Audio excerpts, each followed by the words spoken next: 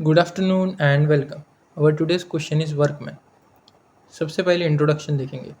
The definition of workman, now increasingly referred to as a worker under the new 2020 codes, is the most litigated term in Indian labor law.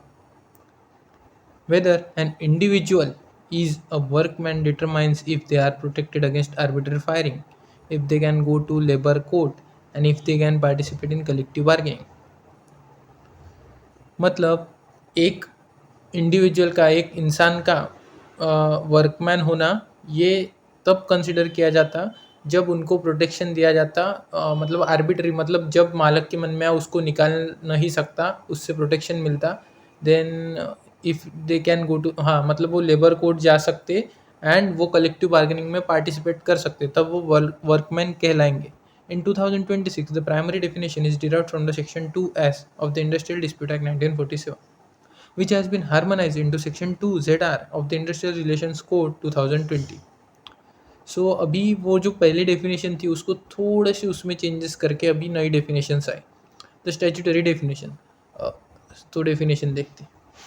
A workman is defined as any person including an apprentice. Apprentice मतलब interns वगैरह जो रहते ना उनको बोला जाता है. Employed in any industry to do manually, unskilled, skilled, technical, operational, clerical और supervisory work for hire or reward.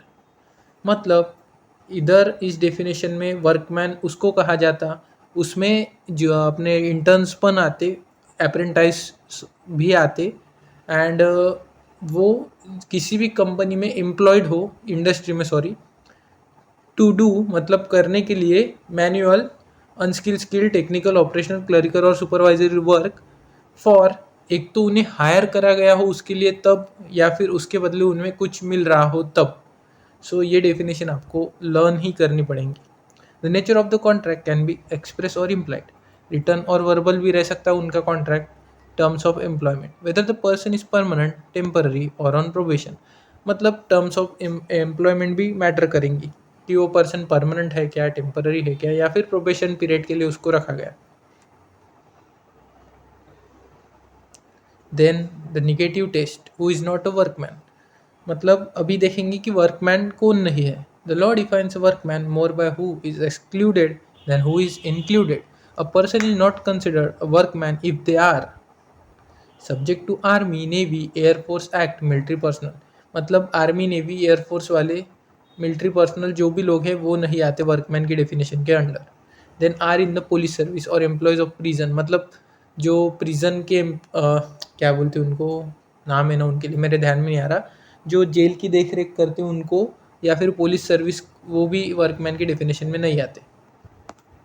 Then function in managerial or administrative capacity, those who have the power to hire, fire or take independent policy decision. मतलब in short जो director of companies वगैरह, promoters वगैरह रहते हैं वो भी workman की definition में नहीं आते. जिनके पास पावर है किसी को हायर करने की, या फिर किसी को काम से निकालने की, या फिर कोई भी पॉलिसी डिसीजन इंडिपेंडेंटली बनाने की, तो वो लोग भी वर्कमैन की डेफिनेशन में नहीं आते. जैसे अंबानी जी वर्कमैन की डेफिनेशन में नहीं आएंगे. Are supervisors with high salaries, मतलब वो सुपरवाइज करने का काम कर रहे हैं बस, बट उनकी सैलरी बहुत हाई है, मतलब सीईओ वगैरह हो गया, या फिर सुपरवाइजर जिनकी मतलब इधर दिया भी है उन्होंने. Under the 2020 code, a supervisor is not a worker if they draw a monthly salary exceeding 18,000. This threshold is subject to periodic government revision. मतलब अगर कोई सुपरवाइजर है जो सिर्फ इन पे काम, मतलब नज़र रख रहा है वर्कर पे, और उसकी सैलरी 18,000 से ज़्यादा हो, तो वो भी वर्कमैन की डेफिनेशन के अंदर नहीं आएगा. और ये सैलरी और ये जो टर्म्स है ये बदलती रहती है जैसे जैसे गवर्नमेंट रिवीजन करते रहेंगे उसमें. The nature of duties test, the courts have repeatedly ruled that a person's designation doesn't matter, only their actual duties do.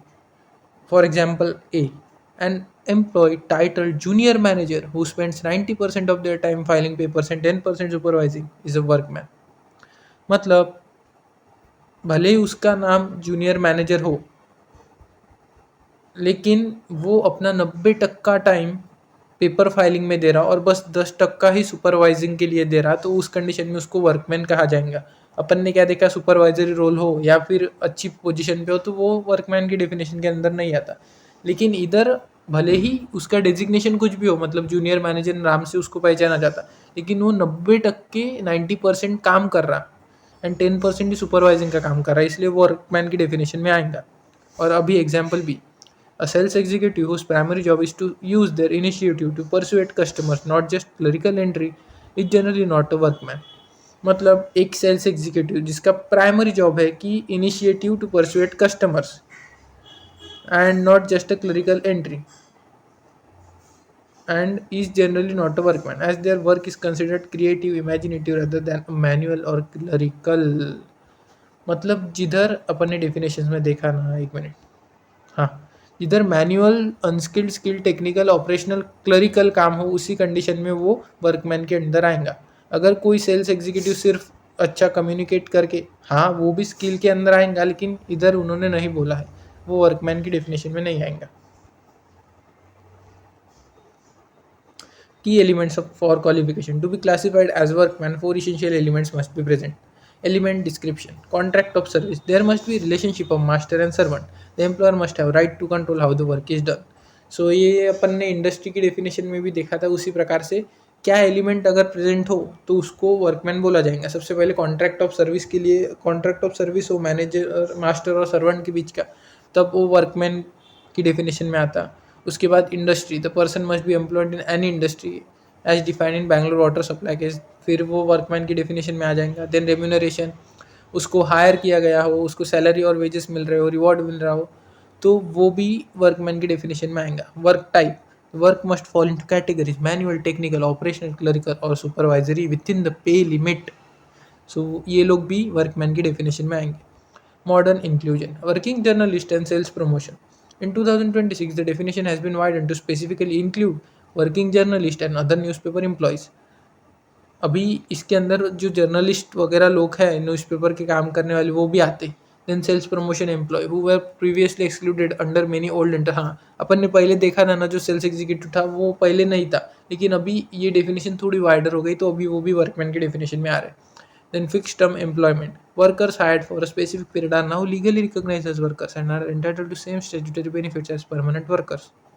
मतलब जो सिर्फ स्पेसिफिक पीरियड के लिए हायर करे जा रहे हैं और वो पर्पस खत्म होने के बाद उनको निकाला जा रहा, तो वो लोग भी अभी वर्कमैन की डेफिनेशन में आएंगे। So why this definition matter, ये डेफिनेशन क्यों मैटर करती? If you are a workman, you get the protection of Section 25F, which means your employer cannot fire you without giving you 1 month notice and retrenchment compensation, 15 days wages for every year of service।